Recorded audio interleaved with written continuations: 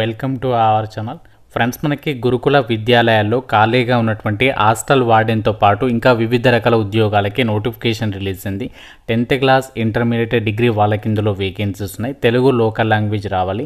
ఎటువంటి ఎగ్జామినేషన్ కానీ ఎటువంటి అప్లికేషన్ ఫీ కానీ ఏమీ లేదు. డైరెక్ట్గా మిమ్మల్ని షార్ట్ లిస్ట్ చేసేసి ఒక వేకెన్సీస్కి ఎంపిక చేయడం జరుగుతుంది. ఈ వీడియోలో మీకు ఈ జాబ్స్కి సంబంధించి ఫుల్ డీటెయిల్స్ని క్లియర్గా ఎక్స్ప్లెయిన్ చేస్తాను. సో వీడియోని ప్రతి ఒక్కరు కూడా లైక్ చేసి ఒక చిన్న సపోర్ట్ చేయండి. సో చాలామంది చూస్తున్నా కానీ లైక్ చేయట్లేదు.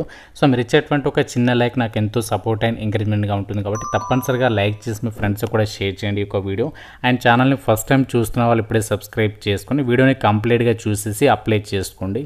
నోటిఫికేషన్ డీటెయిల్స్లోకి వెళ్ళినట్లయితే గిరిజన సంక్షేమ ఏకలవ్య గురుకుల విద్యాలయంలో ఖాళీగా ఉన్నటువంటి వివిధ రకాల నాన్ టీచింగ్ పొజిషన్స్కి ఈ యొక్క నోటిఫికేషన్ అయితే రిలీజ్ అయింది.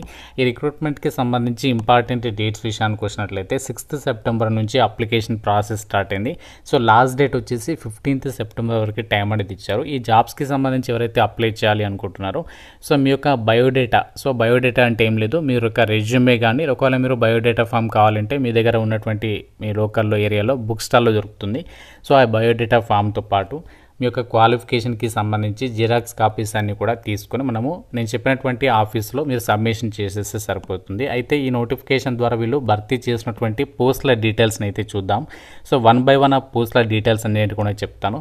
సో మీరు ఏ పోస్ట్కి ఎలిజిబిలిటీ ఉంటే ఆ పోస్ట్కి సంబంధించి ఆ డీటెయిల్స్ అన్ని కూడా యొక్క బయోడేటా ఫామ్లో ఫిల్ చేసేసి మీరు ఆ సబ్మిషన్ అనేది చేసేసేయండి.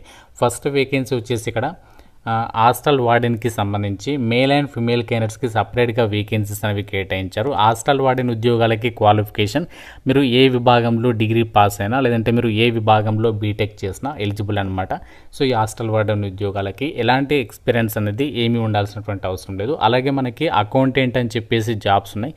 సో దీనికి వచ్చేసి ఎవరైతే డిగ్రీలో కామర్స్ అంటే బీకామ్ ఎవరైతే చేస్తుంటారో వాళ్ళు ఎలిజిబుల్ అనమాట.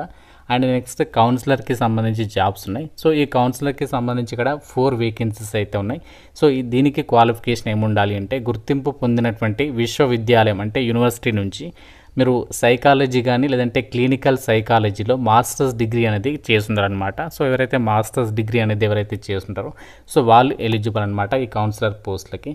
సో నెక్స్ట్ వేకెన్సీ వచ్చేసి క్యాటరింగ్ అసిస్టెంట్. సో ఇక క్యాటరింగ్ అసిస్టెంట్ పోస్టులకి ఎలిజిబుల్ ఏంటి అంటే భారత ప్రభుత్వం లేదా రాష్ట్ర ప్రభుత్వం పర్యాటక మంత్రిత్వ శాఖ గుర్తించినటువంటి సంస్థ నుంచి మీరు క్యాటరింగ్లో 3 years డిగ్రీ కోర్స్ అనేది చేసి ఉండాలి. లేదు అంటే ఈ క్వాలిఫికేషన్ ఒకవేళ మీకు లేకపోతే తత్సమానం అంటే ఈక్వాలెంట్ క్వాలిఫికేషన్ ఉన్నా కూడా ఎలిజిబుల్. లేకపోతే రెగ్యులర్ ఎస్టాబ్లిష్మెంట్లోని డిఫెన్స్ సర్వీసెస్లో కనీసం 10 years సేవతో క్యాటరింగ్లో ట్రేడ్ ప్రావీణ్యత సర్టిఫికేట్ ఉన్నటువంటి వాళ్ళకు కూడా ఇక్కడ మనకి ఛాన్స్ అనేది కల్పిస్తున్నారు. అండ్ ఇక్కడ మనకి ఎలక్ట్రీషియన్ కమ్ ప్లంబర్కి సంబంధించి కూడా వేకెన్సీస్ ఉన్నాయి. అంటే 10th పాటు ఎవరైతే ఈ యొక్క ఎలక్ట్రీషియన్ కమ్ ప్లంబర్కి సంబంధించినటువంటి విభాగంలో ఐటీఎస్ సర్టిఫికేట్ ఉంటుందో సో వాళ్ళు కూడా ఎలిజిబుల్ అనమాట. లేకపోతే మీరు పాలిటెక్నిక్ సర్టిఫికేట్ ఉన్నా సో లేదంటే ఎలక్ట్రీషియన్కి సంబంధించి కానీ లేదా వైర్మెంట్కి సంబంధించినటువంటి ట్రేడ్లో సో మీరు డిగ్రీ చేసినా కూడా ఎలిజిబుల్ అనమాట. So next vacancy lab attender. So lab అటెండర్కి సంబంధించి క్వాలిఫికేషన్ ఏమి ఉండాలి అంటే ఇక చూడండి, ఇక్కడ క్లియర్గా ఇచ్చారు చూడండి. గుర్తింపు పొందినటువంటి బోర్డు లేదా యూనివర్సిటీ నుంచి సైన్స్ స్ట్రీమ్లో 12th పాస్. సో మీరు జస్ట్ 12th పాస్ అయితే సరిపోతుంది. ఎంపీసీ కానీ బైపీసీ కానీ చదివితే ల్యాబ్ అటెండెంట్ పోస్టులకి ఎలిజిబుల్ అనమాట. సో లేదు అంటే ఈ క్వాలిఫికేషన్ లేకపోతే మీరు ల్యాబొరేటరీ టెక్నికల్లో 10th పాటు ఆ యొక్క డిప్లొమా సర్టిఫికేట్ ఉన్నా సో వాళ్ళకి కూడా ఛాన్స్ అనేది కల్పిస్తున్నారు. సో నెక్స్ట్ వేకెన్సీ వచ్చేసి 10th క్లాస్ వాళ్ళకి సంబంధించి సో మీరు జస్ట్ 10th పాస్ అయితే మెస్ హెల్పర్కి సంబంధించి వేకెన్సీస్ ఉన్నాయి. సో దీనికి సంబంధించి మీరు అప్లై అయితే చేసుకోవచ్చు అనమాట. కాబట్టి ఇందులో ఈ నోటిఫికేషన్లో 10th వాళ్ళకి, ఇంటర్మీడియట్ వాళ్ళకి, ఐటీఐ వాళ్ళకి, డిప్లొమా వాళ్ళకి, డిగ్రీ వాళ్ళకి అండ్ మాస్టర్స్ డిగ్రీ చేసిన వాళ్ళకి అన్ని రకాల క్వాలిఫికేషన్స్ ఉన్న వాళ్ళకి, బీటెక్ వాళ్ళకి కూడా ఇందులో మనకి అవకాశం అనేది కల్పిస్తున్నారు. ఇవన్నీ కూడా మనకి నాన్ టీచింగ్ పొజిషన్స్ కాబట్టి సో మీకు కనుక ఇంట్రెస్ట్ ఉన్నట్లయితే మాత్రం సో డెఫినెట్గా ఆపర్చునిటీ అనేది యూటిలైజ్ చేసుకునే ప్రయత్నం చేయండి. సో ఇక్కడ డీటెయిల్స్ని అయితే ప్రొవైడ్ చేస్తారు. ఏంటి అంటే పైన చూపినటువంటి ఖాళీల సంఖ్యను తగ్గించుట లేదా పెంచుటకు మరియు ఈ ప్రకటన పూర్తిగా రద్దుపరచుటకు ప్రాజెక్ట్ అధికారి లేదా చైర్మన్ ఐటీడీఏ ఏటూరు నాగారం గారికి అధికారం ఉంది అని చెప్పేసి అయితే చెప్తున్నారు. సో దీనికి సంబంధించి మనకి ఇంకా వేకెన్సీస్ అనేవి పెరిగే అవకాశం కూడా ఉంటుంది, లేదంటే తగ్గే అవకాశం కూడా ఉంటుంది. అది సంస్థ యొక్క వాళ్ళ యొక్క డెసిషన్ పైన దీనికి సంబంధించి ఆ యొక్క ఏదైతే వేకెన్సీస్ ఉంటే దాని గురించి అయితే ఆధారపడి ఉంటుందన్నమాట. అయితే మరి ఈ నోటిఫికేషన్ ఎక్కడి నుంచి వచ్చిందంటే తెలంగాణ గిరిజన సంక్షేమ ఏకలవ్య గురుకుల విద్యాలయాల సంస్థ మహబూబాబాద్ నుంచి అయితే రావడం జరిగింది. ఇవన్నీ కూడా మనకి అవుట్సోర్సింగ్ పద్ధతిలో అయితే భర్తీ చేస్తున్నారు. అయితే సెలక్షన్ ఎలా చేస్తారంటే సో మీకు ఎటువంటి ఎగ్జామ్ అనేది ఉండదు. డైరెక్ట్గా అప్లికేషన్స్ని ఎవరైతే అక్కడ ఆఫీస్లో ఇస్తారో అప్లికేషన్స్ అన్ని కూడా చెక్ చేసి సో అందులో అప్లికేషన్స్ని షార్ట్ లిస్ట్ చేసేసి డైరెక్ట్గా మీకు ఇంటర్వ్యూ పెట్టచ్చు, లేదంటే డాక్యుమెంట్ వెరిఫికేషన్ కూడా చేసేసి ఒక వేకెన్సీస్కి ఎంపిక చేసే అవకాశం అనేది ఉంటుంది. ఎటువంటి ఎగ్జామినేషన్ అయితే ఏమీ ఉండదు.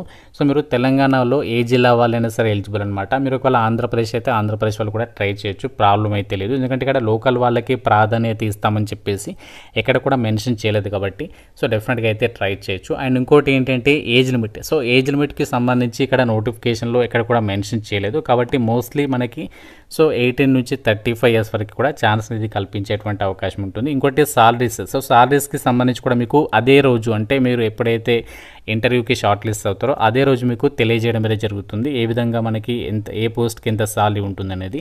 అయితే మనకు ఎలా అప్లై చేయాలి, సో ఇది చాలా ఇంపార్టెంట్. ఇక్కడ మనకి అప్లికేషన్స్ అనేది అంటే మీరు అప్లికేషన్ ఎలా సబ్మిషన్ చేయాలి అంటే సో మీ బయోడేటా ఫామ్ కానీ రెజ్యూమే కానీ పట్టుకొని మీ యొక్క జిరాక్స్ కాపీస్ అన్ని కూడా పట్టుకొని ఇక్కడ ఇచ్చినటువంటి ఆఫీస్ ఉంది కదా ప్రాంతీయ సమన్వయ అధికారి కార్యాలయం మహబూబాద్. సో ఇక మహబూబాబాద్కి సంబంధించి ప్రాంతీయ సమన్వయ అధికారి కార్యాలయం ఉంది కదా, అక్కడికి వెళ్ళేసి మీరు డైరెక్ట్గా ఆఫీస్లోనే మీ అప్లికేషన్ అనేది ఇవ్వాల్సి ఉంటుంది. సో మన ఎక్కడ కూడా పోస్టులు చేయడం కానీ ఆన్లైన్లో చేయడం కానీ ఏమీ లేదు, డైరెక్ట్గా మీరు ఆఫీస్లో సబ్మిషన్ చేసేస్తే సరిపోతుంది. సో ఇది మనకి అర్జెంట్ రిక్రూట్మెంట్ కింద ఈ యొక్క నోటిఫికేషన్ అనేది రిలీజ్ చేస్తారు కాబట్టి సో మీ కనుక అర్జెంటుగా మాకు జాబ్ నీడ్ ఉంది అనుకుంటే మాత్రం సో డెఫినెట్గా అయితే ట్రై చేయండి. ఇలాంటి మనకి జిల్లాల వారీగా నోటిఫికేషన్స్ అనేవి విడుదల చేయడం అనేది జరుగుతుంది కాబట్టి మీ యొక్క డిస్ట్రిక్ట్ నేమ్ కూడా కామెంట్ చేయండి కామెంట్లో. సో మీ జిల్లాకి సంబంధించి ఇలాంటి అప్డేట్స్ రాగానే మీకు తెలియజేయడం అనేది జరుగుతుంది. సో ఇది మనకి అప్డేట్. దీనికి సంబంధించి ఇంకా మీకు ఏదైనా డౌట్ ఉంటే నాకు కామెంట్ రూపంలో అడగండి. ప్రతి ఒక్కరు కూడా లైక్ చేసి ఒక వీడియోని మీ ఫ్రెండ్స్తో అయితే షేర్ చేయండి, ఛానల్ని సబ్స్క్రైబ్ చేసుకోండి. Thank you so much guys.